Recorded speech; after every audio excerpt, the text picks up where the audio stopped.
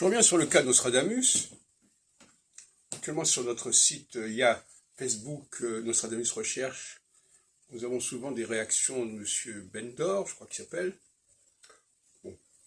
Et je voudrais mettre l'accent sur un certain nombre de pièges dans lesquels sont tombés les faussaires, et à la suite des faussaires, ceux qui ont suivi les faussaires, ceux qui ont... Voilà.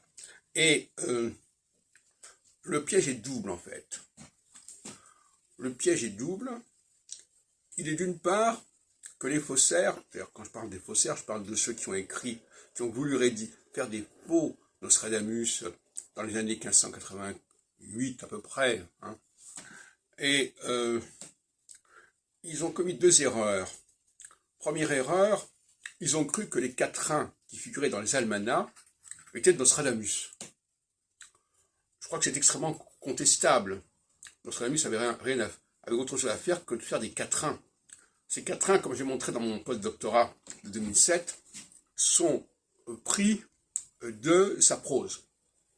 On retrouve les mêmes mots dans la prose de Nostradamus et dans ces quatrains. Et donc, à mon avis, ce sont des versificateurs qui ont mis en vers la prose de Nostradamus, de toutes sortes d'ailleurs, parce qu'il y a également l'utilisation de certains manuscrits, de certains almanachs, etc., dont d'ailleurs on ne trouve pas la trace en français, sinon dans des manuscrits justement, comme la fameuse affaire du Marcellin, qui est en rapport avec le Marcellin, dont il est question dans l'almanach de 1562, voilà, etc. Donc ils se sont dit, bon, bah, on va faire des quatrains à l'image des almanachs de Nostradamus. Et puis l'autre erreur, c'est de ne pas avoir compris que, également sous le nom de Nostradamus, comme là pour les quatrains, ce ne sont pas des quatrains de Nostradamus, sous Nostradamus, on avait publié des éditions pirates. Ça, on le sait très bien. Chomara le signale clairement à propos des éditions Barberegno, etc. Or, on voit que l'iconographie de ces fausses éditions n'est pas la même que l'iconographie des vraies éditions. Or, malheureusement pour ces faussaires, ils ont adopté l'iconographie au niveau des pages de titre, des couvertures, des fausses éditions et pas des vraies éditions. Alors, par conséquent, à ce moment-là, on ne voit pas pourquoi Nostradamus aurait publié en 1555, 1563, peu importe, des éditions sous une certaine vignette, et puis d'autres éditions sous d'autres vignettes.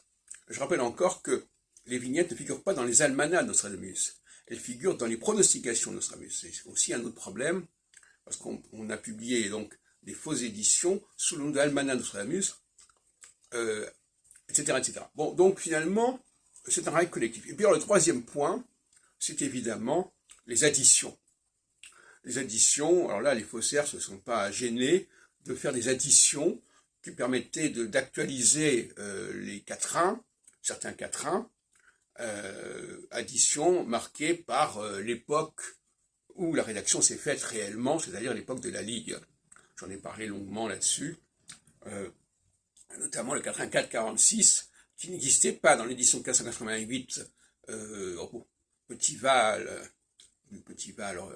Raphaël du Petit-Val, Rouen, à 4 centuries, mais qui se retrouve par ailleurs. Alors, Ben Azra dit, ah ben oui, ça manquait. C'est une plaisanterie grossière. Ça manquait pas. Donc voilà, tout un ensemble de faux semblants, d'erreurs, et ceux qui refusent de voir ces erreurs, de voir ces manipulations, sont de mauvaise foi.